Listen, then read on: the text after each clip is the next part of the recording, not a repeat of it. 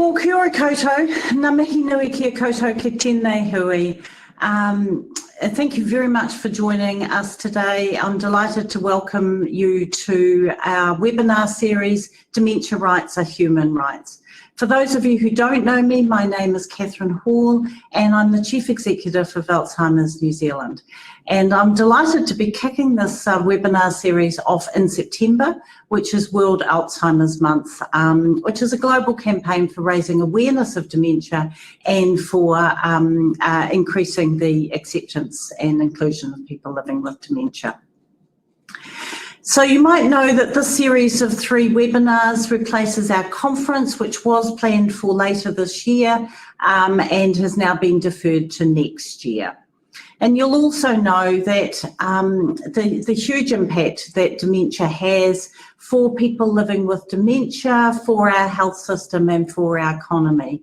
And I know you'll also be acutely aware of the impact that COVID-19 has for all of us, including and most particularly for people living with dementia. So this webinar series brings those 2 challenges together with a particular focus on human rights. And that's really important because the voices and choices of people living with dementia matter. And we all need to do more to listen to and hear those voices and to support the choices that people living with dementia make so that they can live their best possible lives. And that's really the focus for today's webinar. So we've got a great lineup of speakers this afternoon. We'll be hearing from Alister Robertson, from Paula Teserero and from Ngaire Kerse. And I will be introducing them shortly, but before I do so, I do have some housekeeping matters just to deal with, so bear with me. The first thing is you will have noticed that this is not Zoom. We're all very used to Zoom. We are testing out a new platform, Demio, for this webinar, and so it does look a little bit different and feel a bit different. So your microphone and your video are turned off for this webinar, but we do want to hear from you. So if you would like to ask a question, please do. You can do that on the chat box, which is on the right-hand side of your screen. And if you can't see it, there's a chat icon on the top right. And if you want to close your chat box at any time, then there's a horizontal arrow also at the top right of your screen. Please, if you're asking a question, do remember to let us know which of our speakers the questions are directed to. Also, if we have a question moderator helping us this afternoon, that's Peri, and I'll be introducing Kathy to you later as well. Now, we do have a lot to get through in a very short amount of time, so I am going to be keeping a careful track of time so that we can hear from everyone and there is time for questions. So each speaker has 10 minutes and I'll be giving them a reminder after 9 minutes just so that they know that it's time to start wrapping up. I also did want to make sure that we appropriately acknowledge and thank our speakers, and so those of you who came to our conference in Auckland last time will know that we started a practice of giving our speakers a standing ovation. Now, obviously we can't do that today, but I did want to bring the spirit of that into today's webinar. So I'd ask you to join me after each speaker to say thank you to them using the virtual applause, which is very appropriate at the moment because this week is also New Zealand Sign Language Week. And one final reminder to our speakers before we get started to make sure that you keep your microphone and your camera off unless you're speaking. All right, well, with the housekeeping out of the way, I'm delighted to introduce our first speaker this afternoon, Alister Robertson. So Alister is living with dementia. He was diagnosed several years ago, and he's a very strong advocate for people living with dementia. He's a valued and respected member of the Alzheimer's New Zealand board. He's an active member of our advisory group, and he's also the vice chair of Dementia Alliance International, which is a by and for people with dementia organisation that now operates in about 50 countries. So Alistair's going to be talking today about what people living with dementia want and need, and I'm really looking forward to hearing what he has to say. So Alistair, over to you.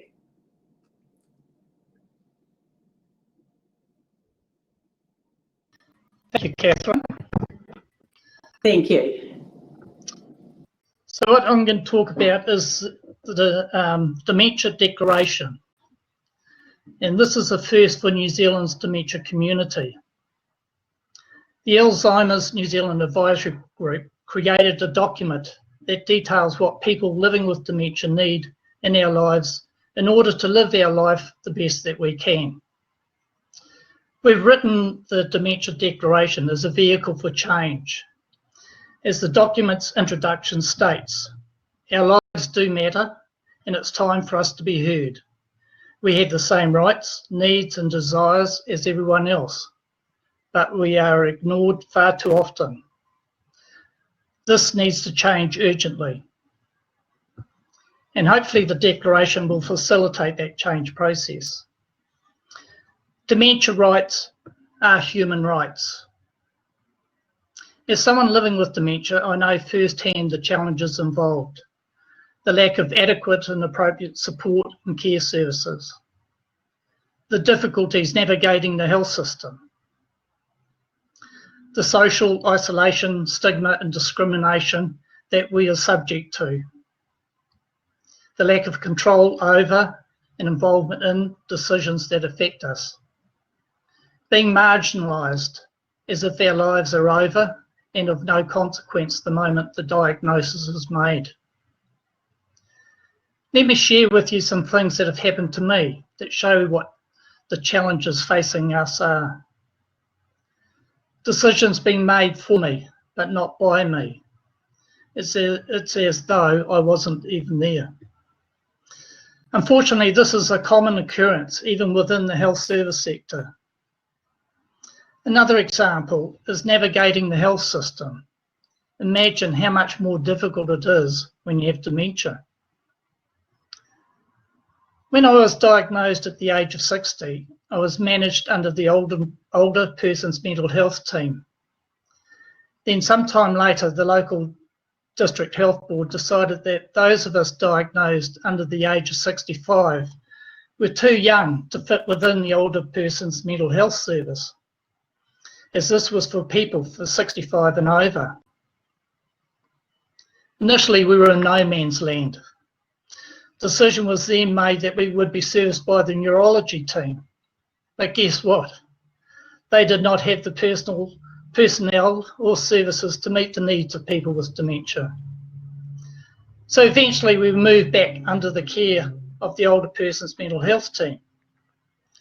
Just imagine how much worse this would be if you were diagnosed during these transition periods.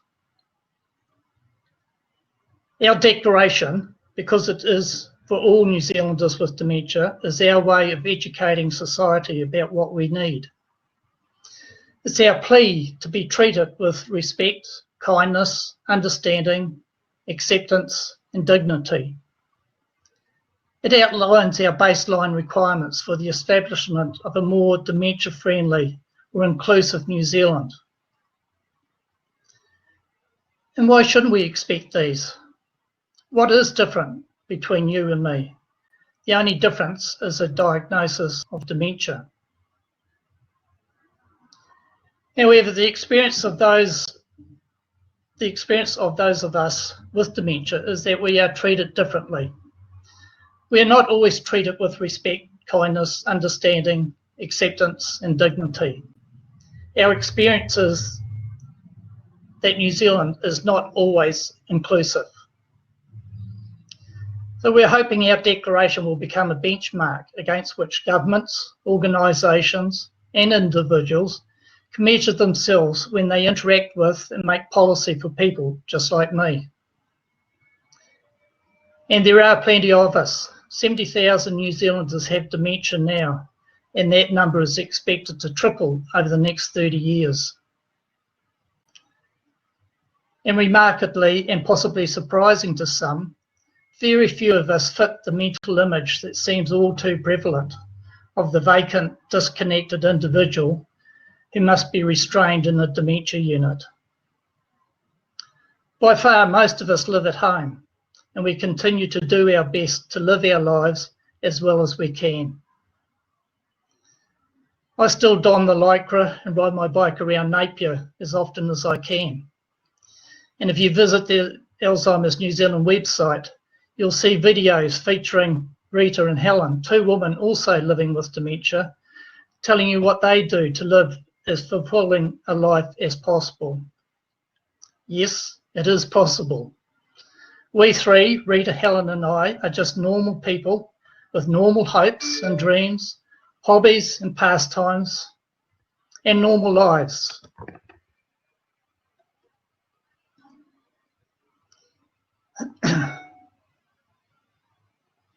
Just a moment. Lost my place.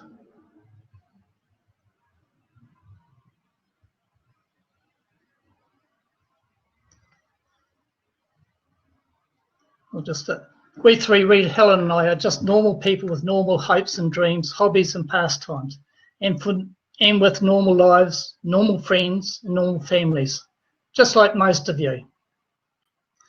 The only difference between us and you is that we just happen to have developed dementia. We could have developed any other condition as we aged, but we didn't. But we're no different to you, and we don't want to be seen as different to you or treated differently. What you consider to be your human rights, we consider ours as well. And that's the whole point of our Dementia Declaration. The Declaration states we have the same rights, privileges and obligations as everyone else. And we need to ensure that everyone understands and respects that. What we actually need in these modern times is a hashtag.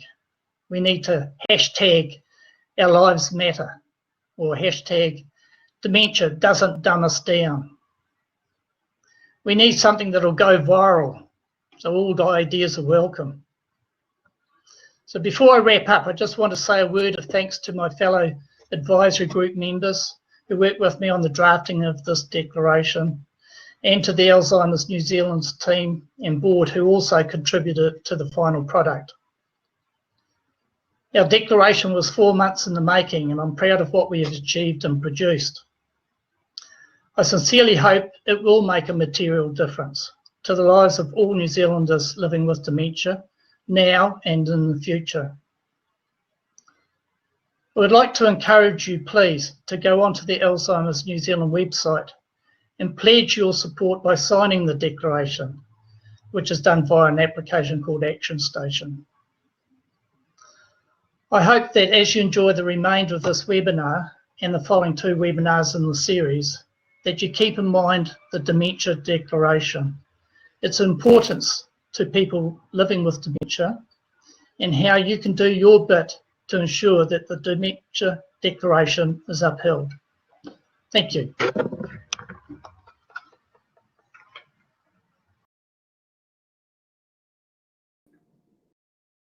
Thank you, Alistair, for that very personal but also very humbling reminder of what it's like to live with dementia, and for reminding us how important it is to remember that our human rights are the same as your human rights. So please join me in thanking Alistair. And now I'm delighted to introduce our second speaker this afternoon, Paula Teserero, who will be known to many of you as our Disability Rights Commissioner. So Paula works as part of the Human Rights Commission, and it's her role to promote and protect the rights of people living with a disability here in New Zealand. And so that's a role that enables her to make a really important contribution to improving the lives and outcomes for New Zealanders living with dementia. So Paula's going to be talking to us about a human rights framework, what do human rights look like. So delighted to have you with us, Paula, and over to you. Kia ora koutou. Yep. Ko Paula Teserero toko ingoa. I'm just checking that you can hear me, Catherine.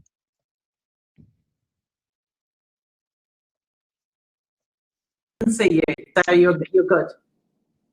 I'll make an assumption that you can, and I'll move on. So firstly, dementia is dear to my heart. It's dear to my heart because for two reasons, really. One is one of my aunties had dementia. She was diagnosed at the age of 51 and she died at the age of 60. So extremely young to have that experience. And one of my parents is currently in a dementia unit.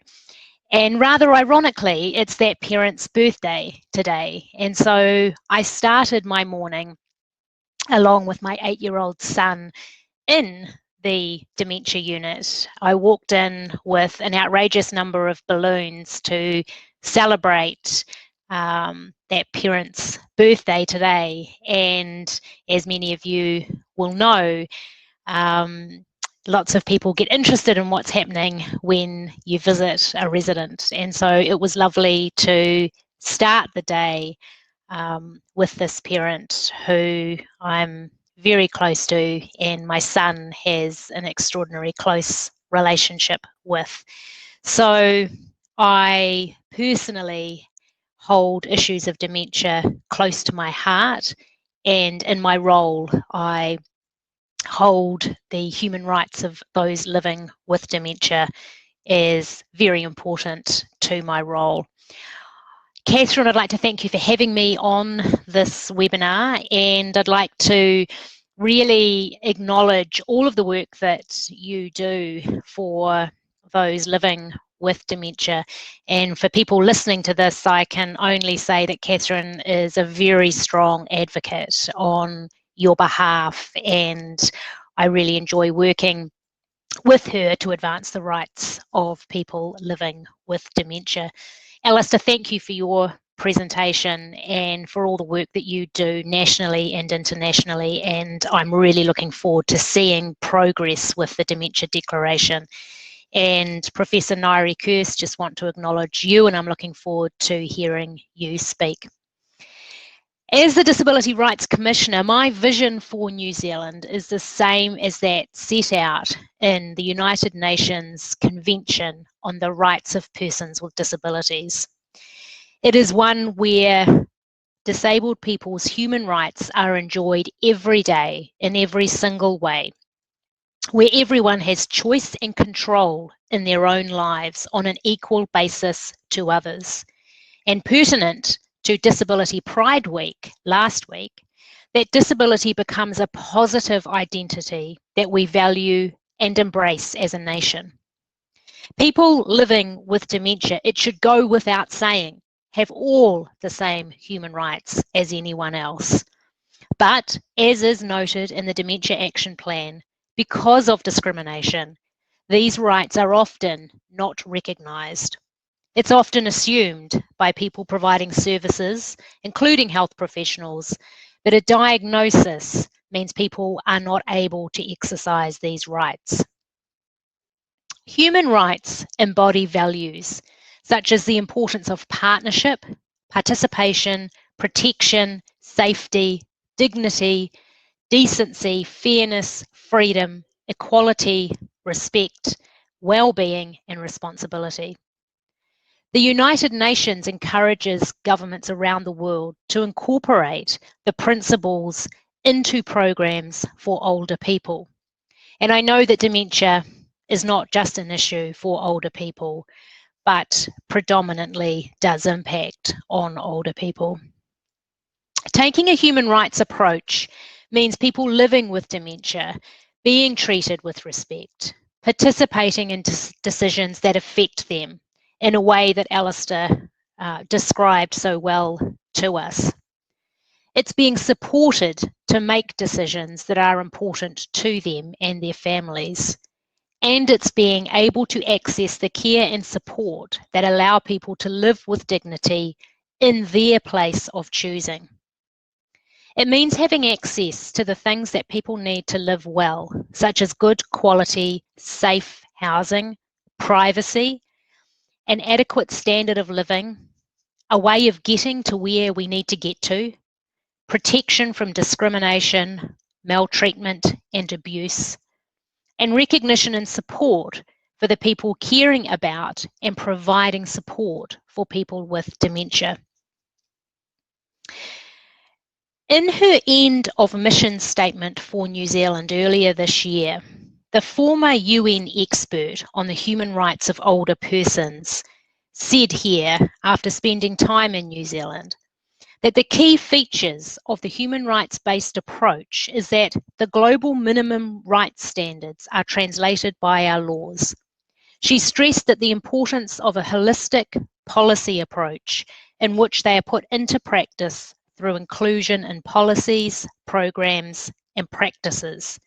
She said that's what human rights implementation is about. She urged for particular focus in New Zealand to go on the needs of those with dementia and for improved collection of data. She also said our dementia care must better consider the needs of Māori and other ethnicities. She also finally called for a designated commissioner for older people. And this is something that we at the Human Rights Commission also support the call for. Here at the Human Rights Commission, we advocate across the board for human rights approaches, all of which are relevant to those living with dementia. Such things like including the linking of decision-making to human rights standards, for example, in any plan, such as the Dementia Action Plan. It's also about identifying the human rights and responsibilities of everyone affected and, where necessary, prioritising those of the most vulnerable people, for example, some with dementia who are not able to communicate their preferences. It's also about emphasising the participation of people in decision-making that affects them. When I think about the parent of mine with dementia, it would be easier and faster to substitute decision-making on their part, but it would also be quite wrong. And I know, and you attested to this, Alistair, that this can often happen in New Zealand, particularly where our laws around supported decision-making are not where they need to be and fall short of other countries. There is no comprehensive international convention regarding the rights of older people. None of the foundational human rights instruments that we have around the world explicitly prohibit discrimination on the basis of age. This is quite extraordinary and is probably best explained by the fact that when many of these instruments were adopted, the problem or issues with demographic ageing were not as evident or as pressing as they are now. But under the Universal Declaration of Human Rights, it is covered under any other status, meaning you can't discriminate on that basis.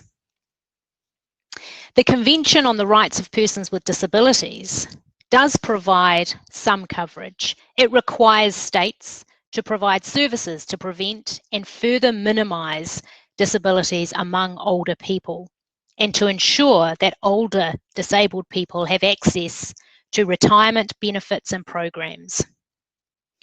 The Disability Convention applies to people living with dementia. For example, in supporting the right to reasonable accommodation, our international frameworks also support the right to the highest attainable standard of health. And in our domestic laws, both the Human Rights Act and the New Zealand Bill of Rights Act provide protection. The point in mentioning all of those is that these rights are things which have been debated and negotiated around the world and here in Aotearoa, New Zealand. In national emergencies like the COVID pandemic, we are seeing those rights balanced with the right to keep people safe, or the responsibility rather, to keep people safe. And we are going to see some interesting and challenging questions and assumptions moving forward. Is it right to lock down rest homes, dementia units? And if we do, what are the minimum rights that families and those living with dementia can expect? These are questions that we are going to have to grapple with throughout this. I want to finish with a couple of key points because the bell has gone, I think, which is families and those living with dementia should always feel that there is an avenue to make a complaint, whether it's through the Human Rights Commission, the Health and Disability Commission, the Office of the Ombudsman, or through local health services, or your service provider. While people living with dementia in some cases may have reduced capacity for decision making, this never ever reduces the legal agency to exercise your rights, and it never removes the state's obligation to uphold those human rights. I think all of us on this webinar are allies of all of those living with dementia. I look forward to continuing to uphold dementia rights as human rights. I look forward to joining Catherine and others at Alzheimer's New Zealand as we prepare briefings for incoming ministers on the importance and criticality of improving services and upholding the rights of those living with dementia. Ngā mihi nui, thank you for listening, and I look forward to our questions and answers.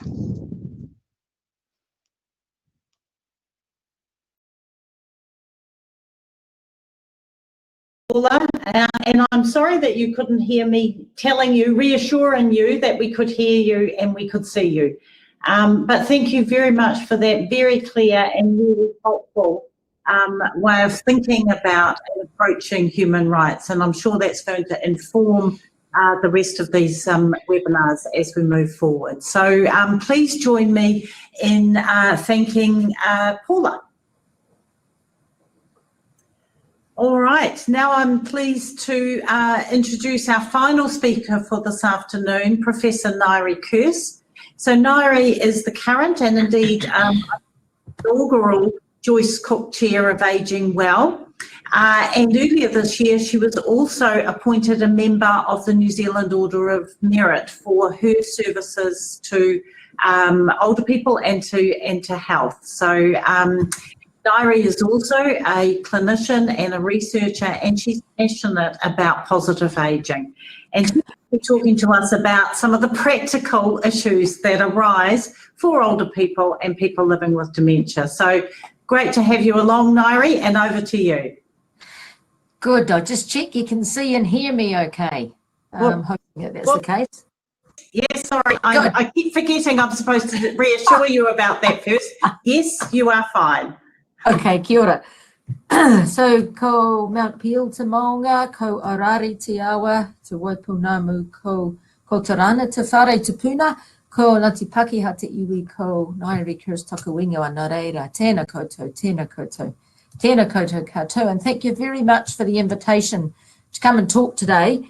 I am a GP by background, and I've been passionate about older people. I got interested in that because my grandmother got to be 95 and I always wondered why. And my other grandmother had quite terrible dementia for many years and was looked after within the family. So I speak today with my clinical hat on as a GP, and having delivered services in aged residential care and to older people for 35 years now. So this situation that we have presented with and are in now is unprecedented. This international pandemic, this issue that threatens the lives of older people and threatens the lives of those with complex comorbidities, including dementia. So I thought I'd just talk a little bit about some of the things that have happened. Totally tautoko Paula's words about human rights. And Alistair, what a fantastic declaration. I'm definitely going to sign it. I understand all of that, and yet here we are stuck with protecting the health, those highest attainable standards of health. Part of clinicians' jobs and public health people is to protect that health. So here we are, the dilemma between the human rights of everybody and the public health rights and legislature and laws about protection for the whole of our population. Okay, so let's just think about what's happened in aged residential care around the world. It has been absolutely devastating, this coronavirus pandemic. In the United Kingdom, I'll just give a couple of examples of places. 55,000 people have died. 17,000 of them were in residential care or originated from residential care. So that's 40% of the deaths were from that particularly vulnerable group of older people. In New Zealand, our mortality, the residential care population has borne the brunt of mortality. 16 deaths from aged residential care, which was 73% of all the deaths in New Zealand from the coronavirus. From the outbreak, so there were 5 throughout the country from over 650 facilities. There were 39 residents infected and 16 passed from the infection. So that's a mortality rate of 41%. That similar high mortality rate for those infected who are with complex comorbidities is consistent around the world. So the risk here is very high. I spent my life researching falls prevention. So the risk of falling is very high in people who are disabled and who have trouble walking. The risk of falling is high, but the risk of mortality is not so high. Yes, there's a risk of hip fracture. And so we understand that tension between tying people down, which we no longer do, accepting the risk of mobility that there may be a fall. So what do we now do with this huge risk of mortality from infection, which could be introduced to facilities, introduced to people in their homes inadvertently by the usual things that everybody does? Okay, so high risk. Protecting human rights, very important. Public health protection, also important. So let's just take an example of community dwelling older person with dementia. Let's say Pat, the carer, Ed, the older person with dementia.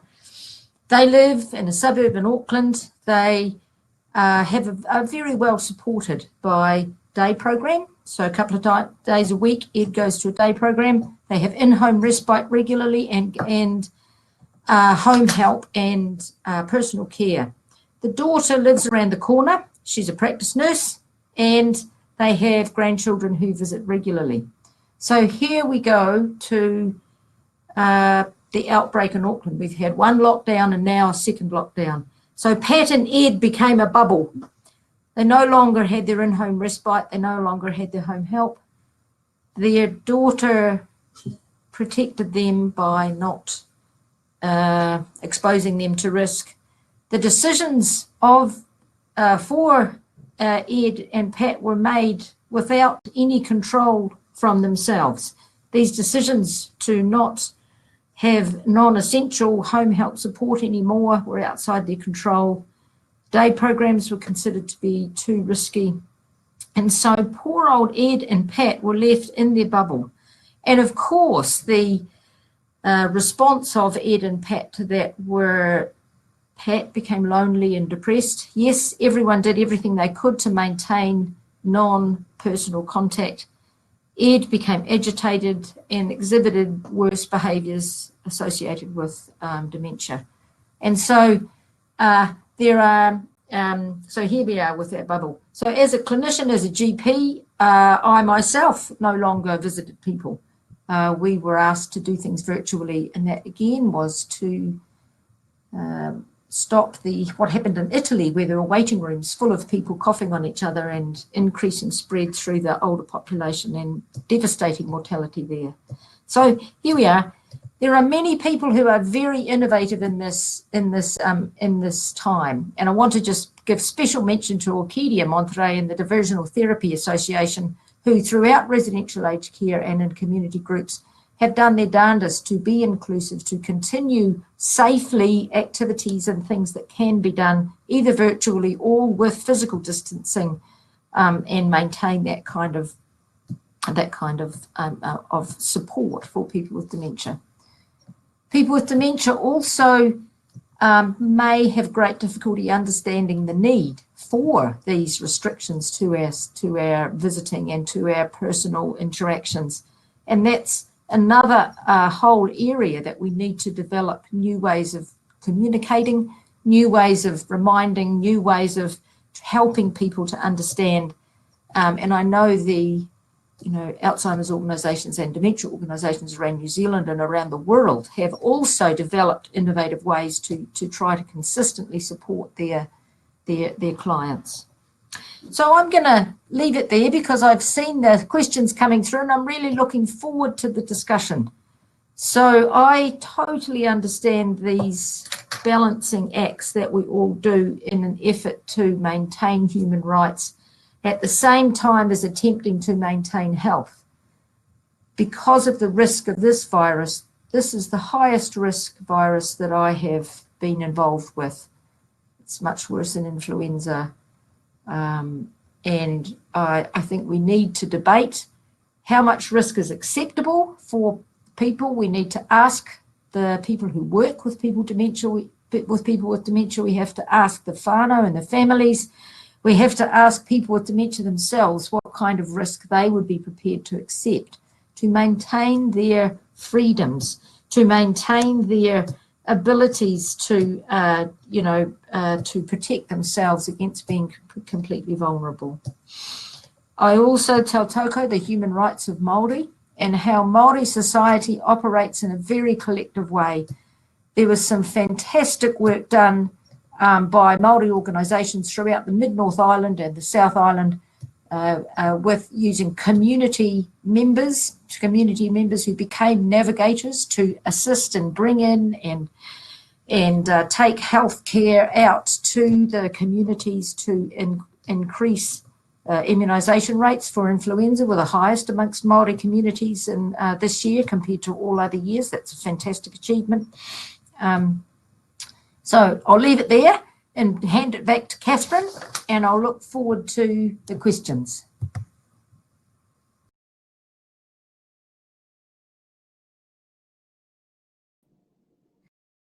And thank you, Ngaire, for giving us that overview of what we're dealing with and some of the tensions and challenges and ethical issues sitting within this situation that we find ourselves in. And I'm sure that's going to prompt plenty of questions and also further discussion and debate in the months to come. Please join me in thanking Ngaire. And so that now leads us on to the question time for our webinar this afternoon. And so I'm very pleased to introduce Peri, who will also be known to many of you as a nurse researcher, as an educator and as a master trainer for cognitive stimulation therapy. And Kathy is also now part of the Alzheimer's New Zealand team, heading up our education programs and activities. So she's joining us today to act as the question moderator for this afternoon. She will be synthesising some of the questions, drawing some things together to make sure that we cover as much ground as possible and get through as many questions as possible. So Kathy, who is the first question for? Now, let me stay on the line actually first and just check that everything's working for you. Good afternoon, everybody. So first question is for all of the speakers. So what is the most important thing the next government needs to do to improve the lives and respect the rights of people living with dementia? So shall we start with Paula?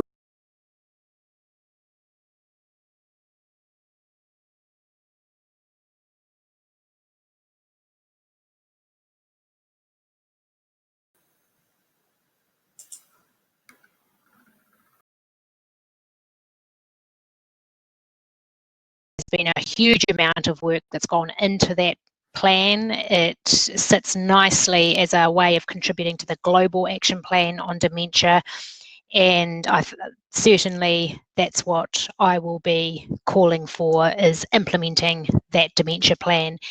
And as part of that, you know, whoever's in government, I think the critical thing we must do is get cross-party support. And I think that the election webinar that Alzheimer's New Zealand ran, I certainly had a reasonable degree of confidence that perhaps we can get that cross-party support, and that's certainly what I'll be looking for.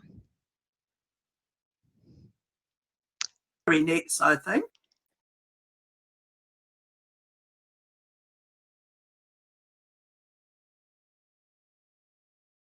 Always a wee bit of a delay whether we're here or not.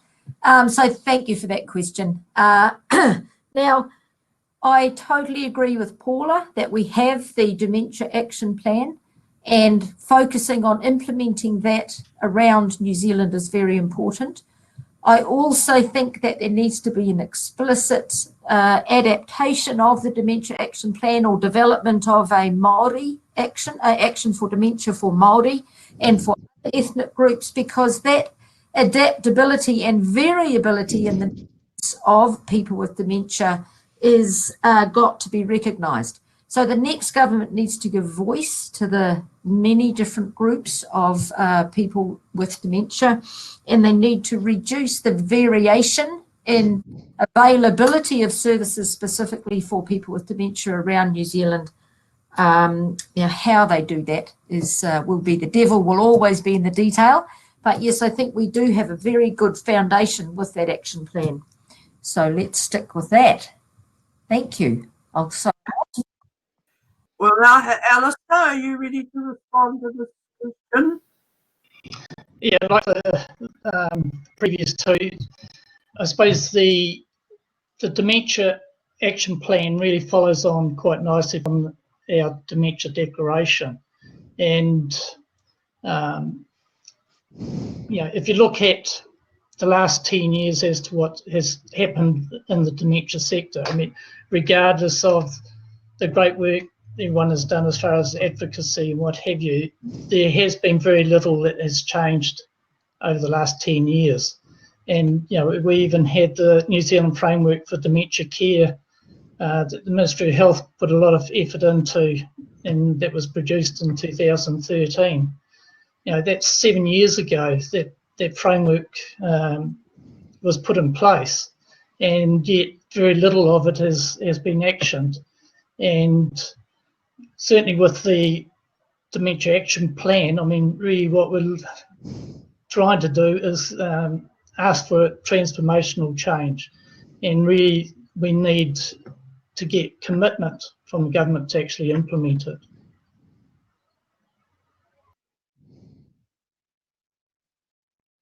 Now, I have a question, Paula, around care homes. And the question is, who checks care homes if the human rights are being met?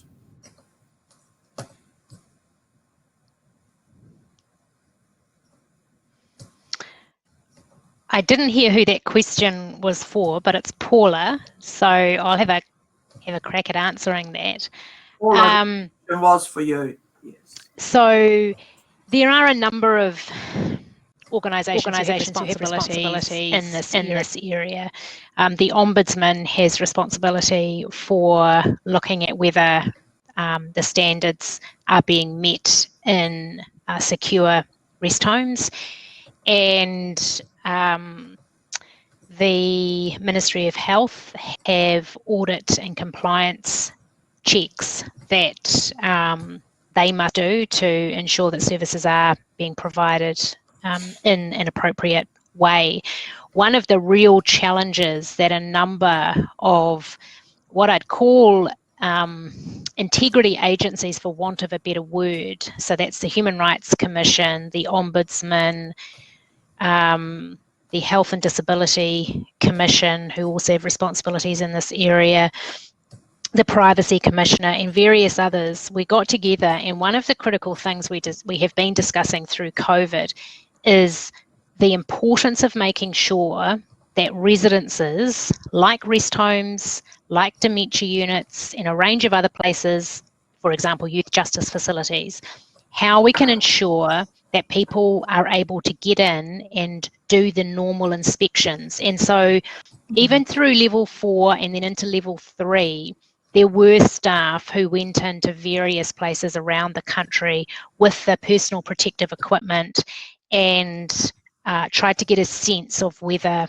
rights were being exercised. I think this is something that we are going to continue to grapple with as we move through something as challenging as COVID, because ultimately ensuring that people are receiving an appropriate standard of care and their human rights are being met is really important. So there are, in short, a range of organisations that have different mandates, and I can certainly offline answer any more questions or provide clarity on that. I have a Ngaire, thinking about what you said about around non-essential services, such as home help being suspended during the lockdown. Do we need to consider what is essential to wellbeing beyond these limited essential services? And what do you understand about that? Could you share a little bit more about that?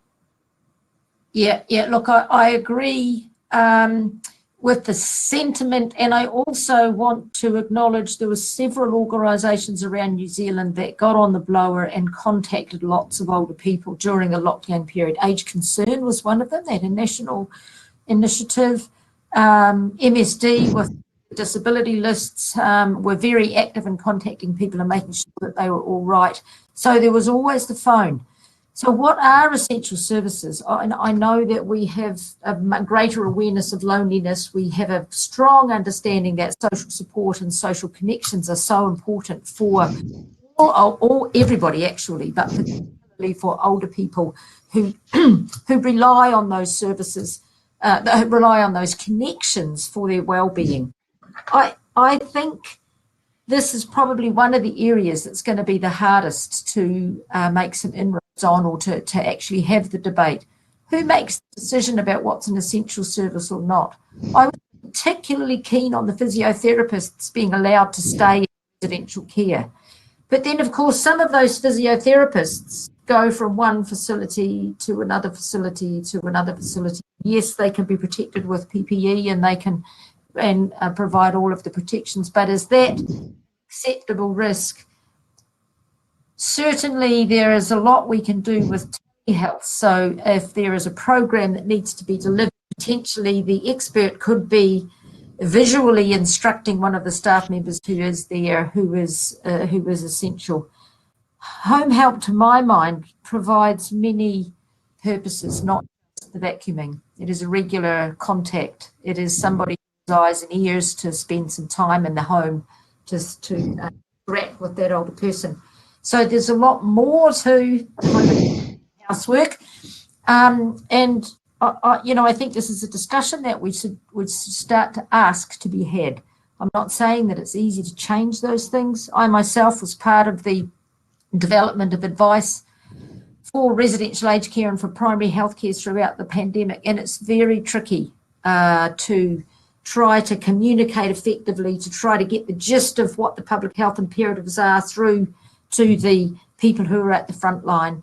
We had a fantastic response from everybody at the front line. Everybody did their best, but we just can't forget about those clients and those people that are vulnerable and potentially were very, very lonely and very cut off throughout. Remember, older people themselves, just because of age alone, were asked to protect themselves from about January. Some of them still have, and we're still at level 2 in Auckland. I see there's lots of people from around the world, and hi to those from Australia. I know the situation over there is not as resolved as we are, but yes, I'm sure we're all struggling with the same thing. So essential services review, I think that's important to continue to have a dialogue about. Thank you, Ngaire. A housekeeping question. Will this be available after our session? And the answer is yes. Now I have a question actually for Alistair. Alistair, when you did your presentation, you mentioned that it was a nightmare navigating the health system. I'd like to know what would have helped you as a health professional, what would have helped you to support you through their early stages? One, probably a navigator, someone to actually help find your way through the health system. So, there are services available, but knowing what they are and where to find them is probably one of the bigger ones. Thing is, you don't know what you don't know, and you can ask your GP and they have limited knowledge. So yeah, it's really a matter of finding the right people who can help you. Do you have any questions that you would like? I have no other questions to present to the panel. Oh, I was sorry about that. I was so busy listening to everything and making a note of some of the more interesting things that I did forget that you were going to come back and ask me that question. So apologies for that. Thank you to our speakers for such clear responses to the questions, and of course I was delighted to hear such support for the Dementia Action Plan, because I agree that that's going to be a really critical part of us moving forward, doing more and better for people living with dementia, and starting to deal with the equity issues that exist for people with dementia who are missing out on services. And so I think that that's where I would like to direct my question to Ngaire, and that is, what do you think would be the direction of travel for starting to address those equity issues in terms of thinking about both the national picture and structures for dementia, but also the reality of just living with dementia on a daily basis. Because, those of us who are in the system often think about this from a system perspective, but the impact is felt with people who are living on a daily basis. Just before you go, Catherine, I just missed the beginning of the question. Just right. The question again? Yeah. So I was interested that, we're thinking about the Dementia Action Plan as being the key tool for really addressing the equity imbalance that exists. Okay. People living with dementia have been really kind of neglected for quite some time. And so I was delighted with your support, with everyone's support for the plan. But I was interested in your thinking about the direction of travel. Where would we head in order to start chipping away at rebalancing services?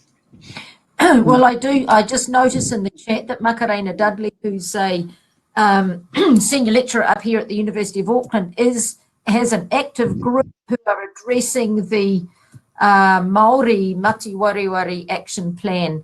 And so if you can see the chat, you be able to respond to her and get together with her, which explicitly address the needs of Māori in the areas of dementia and the implementation of the action plan. I think that we have a complicated system here with our 20 DAs. We have our NGOs for Alzheimer's and dementia. We have our national organisations, and I think the role of navigators throughout the health system, as was mentioned by Alistair or suggested that potentially they would be useful, can be something on the ground to start to address some of those imbalances. Throughout New Zealand, we have such a great regional variation in the way that our system addresses the needs of people with dementia. Potentially the first places to try to think about the standardisation of what should be available to somebody in Gore, what should be to somebody in the Hawke's Bay, what is available to somebody in the middle of Auckland, and how we can think about the implementation of the action plan from a national with regional adaptation, rural, to do those kind of things. That needs to be a job for everybody, probably everybody who's on this webinar listening, to get together the DHB funding and planning agencies, funding and planning functions, because they are the ones whose task it is to fund things. They do that directly through services, or they do it through NGO, and sometimes those NGOs have national contracts and are funded by other mechanisms. So it's a complex array. I actually, if I can also ask both Paula and Kathy Peri to take this question about what the direction of travel is to the inequities in the current system.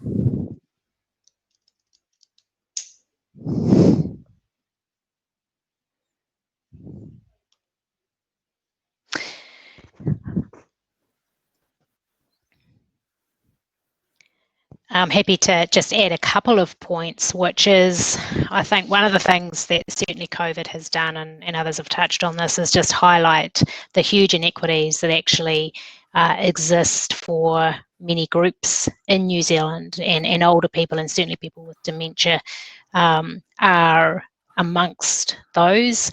I think that it's really, really important right at this moment, as we're heading into an election and we're briefing incoming ministers and whoever the government is, that we are putting these issues front and centre.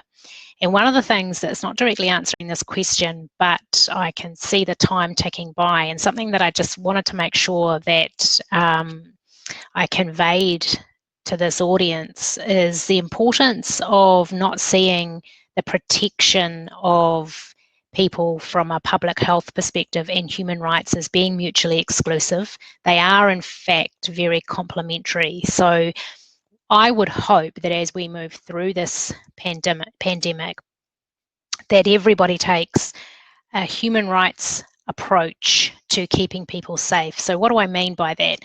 I mean that if it is the case that we move up the alert levels again, and that we have lockdown, or that rest homes and dementia units are locked down for longer periods than others, some of the important ways of still adhering to human rights in that time are making sure that there are inspections of facilities, and families can be a great ally in that, checking on family members, making sure they sound okay. If you can FaceTime or Zoom with family members, then doing that double check, making sure that those living with dementia and their families are involved in decision making around some of the visiting hours and things like that. And making sure that there's really clear communication with people with dementia and their families. And that's just a couple of practical ways, but certainly families should feel that they have every right, and those living with dementia have every right to ask questions about their rights. It's not, we don't just protect people's health on the one hand and remove rights on the other. There is a complementary way of doing this, and I hope that we can grapple with that as we move through this very challenging environment. That's it from me. Thank you, Paula, and kia ora, thank you for that. And also, kia ora to Macarena. I hadn't realised that you were on the call, but yes, we're one of a number of national organisations who are supporting the Mate Wareware Advisory Ropu and the work they're doing to develop a action plan. So we're looking forward to the outcome of that work as well.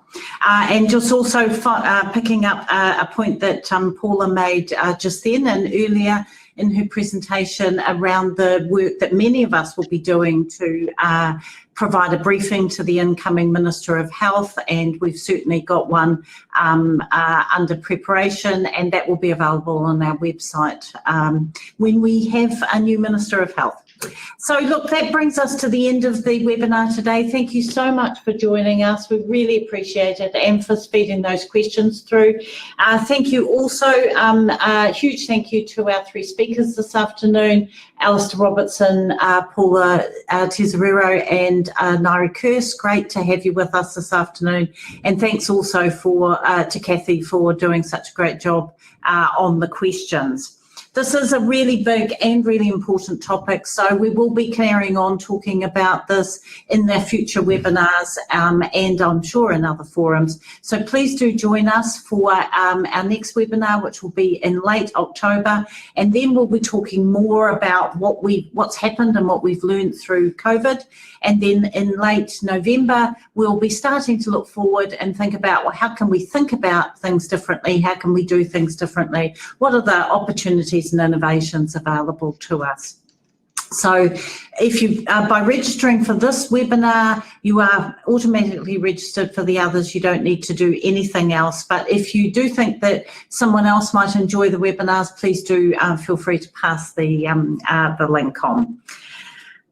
Also, a very quick reminder about the Dementia Declaration. So Alistair talked about the Dementia Declaration in his session, and as he said, the declaration is available on our website, alzheimers.org.nz, and it's also available in the top right of the chat box in the handout section if you'd like to pick it up now. It's also not too late for you to join us for World Alzheimer's Month, to join us and move for dementia. You can also do that at our website, and you can choose to either take a virtual memory walk or join us with a movement challenge. So it'd be great to see you there. And one final thing to draw to your attention, earlier this week we released the 2020 World Alzheimer Report, which this year is on dementia design, and it's very topical for this webinar because that report is focused on designing for people and to support human rights and dignity. So it's a very substantial read, as many of the World Alzheimer reports are. It's quite a lot of pages, but it's absolutely worth the time. So I would encourage you to have a look at that. But with that, I want to say thank you again. Thank you so much for joining us. We look forward to seeing you in a month's time, and ka kite anō.